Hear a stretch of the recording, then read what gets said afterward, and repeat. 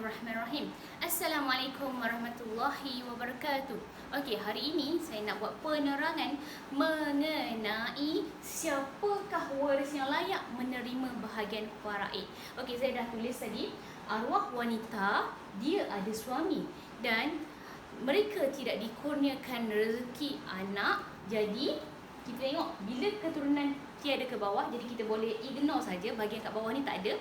Okey, kita tengok adakah dia ada ibu? Ada ibu? Ada bapa? Ya. Dia ada ibu, dia ada bapa. Okey, kita letak dia ada ibu, dia ada bapa. Dia ada bapa. Ibu dan bapa. Kemudian kita tengok adakah tadi saya tengok saya kata dia tak ada keturunan. Adakah dia ada adik-beradik? Okey, sebab apa kita nak tahu adik-beradik? Sebab kita nak tahu bahagian ibu ni. Bahagian ibu ini ditentukan oleh berapakah orang adik-beradik yang dia ada. Okey, kita tengok dia ada berapa orang adik-beradik. Kita buat panjang sikitlah. Ni saudara seibu sebapa lah. Ini saudara seibu sebapa. Ini lelaki, ini perempuan. Ni perempuan. Okey, dia ada berapa orang adik-beradik? Dia ada berapa orang adik-beradik lelaki? Adik-beradik lelaki dia ada 1, 2. Katakanlah ada 2 orang. Okey. Saya sebenarnya nak beli magnet. Tak sampai-sampai magnet daripada overseas. Overseas lah, daripada China je. Murah je, cumanya tak sampai-sampai. Jadi saya terpaksalah mengguna alternatif lain. Okey, dia ada adik-beradik lelaki 2 orang. 2 orang adik-beradik lelaki. Dan adik-beradik perempuan dia ada berapa orang? Adik-beradik perempuan dia ada 1, 2. 2 orang juga. Maknanya kat sini ada berapa orang? 4 orang. 4 orang adik-beradik. Bermakna, jadi di sini kita telah tahu bahagian ibu. Kita perlukan maklumat mengenai adik-beradik sebab kita nak tahu bahagian ibu. Okey, saya akan bagi tahu macam ni. Bahagian waris. Pertama adalah suami. Suami dapat berapa? Suami akan dapat 1/2. Kerana apa? Kerana tiada keturunan, tiada furuk, tiada anak, tiada cucu, tiada cicit. Maka suami akan dapat 1/2. Okey, seterusnya adalah ibu. Ibu di dalam surah An-Nisa ayat yang ke-11 menyatakan sekiranya arwah ini mempunyai adik-beradik 2 orang ke atas, maka ibu akan dapat 1/6. Okey, seterusnya bapa. Bapa akan dapat asabah bin nafsi, dengan diri dia sendiri. Maka kalau kat sini kita boleh comotlah. Yang ni ada 3 jadi 3/6. Yang ni 1/6. Yang ni akan dapat 2/6. Maka ini adalah waris yang layak menerima. Adik-beradik ni kenapa kita nak tahu? Adik-beradik ni kita perlu tahu supaya bahagian ibu kita tahu berapakah nilainya. Okey? Ini adalah kes yang pertama. Okey. Okey, kalau kita nak tahu pula, kalau katakanlah ibu tak ada. Nah, kita buat sekiranya arwah wanita ini meninggal, dia ada suami, dia ada bapa, tapi ibu meninggal dahulu. Arwah ini meninggal mati pada tahun 2022. Arwah ini meninggal 2022. Tapi ibu mati pada tahun 2020. Bermakna sebelum arwah ni meninggal, ibu dah meninggal dulu. Ibu dah tak ada dulu. Maka yang akan mewarisi bahagian faraid siapa? Yang akan mewarisi adalah Suami dengan bapa sahaja. Suami dan bapa. Suami dapat berapa? Suami akan dapat bahagian faraid. Suami tetap dapat 1/2. Kerana apa? Kerana tiada keturunan, tiada anak, tiada cucu, tiada cicit. Maka suami akan dapat 1/2. Boleh tengok dalam surah An-Nisa ayat yang ke-12. Okey, suami akan menerima 1/2 daripada harta pusaka yang ditinggalkan setelah dibayar hutang serta wasiat. Kena bayar hutang, kena bayar wasiat dulu, kena selesaikan wasiat dahulu, barulah bahagi bahagian faraid. Okey, kemudian bapa dapat apa?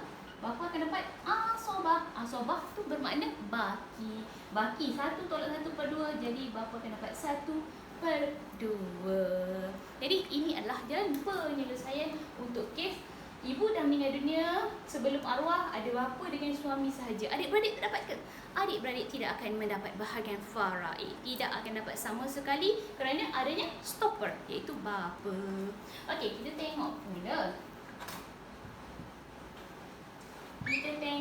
Sekiranya kes seterusnya adalah kes, saya tak nak memberatkan kepala kita masing-masing di hari Jumaat yang mulia ini. Kita nak secara simple. Okey. Katakanlah bapa pun meninggal dunia dahulu. Bapa mati pada tahun 2021. Okey. Mula-mula ibu meninggal, kemudian bapa meninggal, kemudian arwah ini meninggal. Dia hanya meninggalkan suami dan adik-beradik. Maka di sini barulah suami mewarisi. Suami memang mewarisi. Suami mewarisi bersama-sama dengan adik-beradik dia.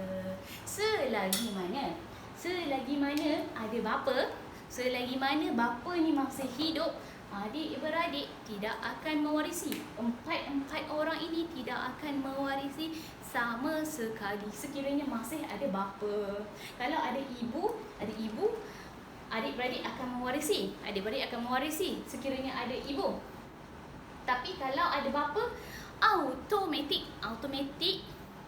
adik-beradik tak akan mewarisi. Sebabnya stopper di sini. Stopper tu pendinding, penghalang, orang yang tidak membenarkan adik-beradik mewarisi, sebab yang lebih layak mewarisi adalah bapa. Okey? Kita tengok bahagian faraid. Suami dapat berapa? Suami 1/2. Saudara seibu sebapa lelaki yang pertama, saudara seibu sebapa lelaki yang kedua, saudara seibu sebapa perempuan yang pertama, saudara seibu sebapa perempuan yang kedua. Yang ini adalah asobah bil ghairi dengan orang lain. Maksudnya asobah ini diwarisi oleh saudara perempuan bersama dengan saudara lelaki. Yang ini saya akan buat dua-dua, satu-satu. Sebab apa? Bahagian saudara seibu sebapa lelaki akan dapat 2 bahagian. 2, 1. Jadi 2 campur 2, 4, 5, 6. Jadi ini 6. Ini 1/2 baki. 1/2 tak dapat nak bahagikan, jadi di sini saya darabkan 2 darab dengan 6. Jadinya 12 di sini. Ini 6. Ini saya akan terus bahagian 2, 1. Maka bahagian faraid untuk suami 6/12, ataupun saya buat macam ni lah, 6/12. Untuk adik-beradik lelaki yang pertama 2/12, adik-beradik yang kedua 2/12, 1/12, 1/12. Macam belok je. Belok tak apalah kan, faham kan, insya-Allah. Yang ni suami akan dapat 6/12 bersamaan dengan 1/2. Untuk adik-beradik lelaki akan dapat 2/12. Adik-beradik lelaki yang kedua pun 2/12. Adik-beradik perempuan 1/12, 1/12. Maka ini adalah jalan penyelesaian untuk kes faraid ini. Sekali lagi saya nak ulang. Sekiranya ada bapa, adik-beradik tidak akan mewarisi bahagian faraid. Sekiranya bapa masih hidup, adik-beradik tidak akan mewarisi. Kalian boleh reverse penerangan saya daripada video ini yang sebelum ini, beberapa minit yang lepas. Semoga video ini memberi penjelasan kepada kalian, memberi penerangan kepada kalian bahawasanya faraid itu sangat unik dan ia berbeza kes untuk setiap kes yang dilalui. Okey, saya Nur Syazwani binti Rosmawi. Sekiranya tuan-tuan dan puan-puan memerlukan penulisan wasiat, hibah ataupun nak buat wakaf, bolehlah hubungi saya, Nur Syazwani binti Rosmawi. Saya akan tinggalkan nombor telefon. Dan sekiranya ada harta yang tidak diselesaikan, harta terbeku, harta yang ditinggalkan oleh ibu ataupun bapa ataupun nenek ataupun datuk, ada, tetapi ada geran, ada detail-detail semua, ada semua IC ahli waris, tetapi tak tahu macam mana nak mulakan, bolehlah hubungi saya untuk kita rujuk kepada Departmen di Asalin Trustee Berhad, Departmen Estate, supaya kita selesaikan masalah harta terbeku di Malaysia di kalangan umat Islam. Okey, saya Nur Syazwani binti Rosmawi. Saya mohon maaf sekiranya ada silap dan salah, ada yang mengguris hati sesiapa, ada yang melukakan hati sesiapa. Mohon maaf dan ampun. Semoga kita di dalam rahmat Allah. Barakallah semua.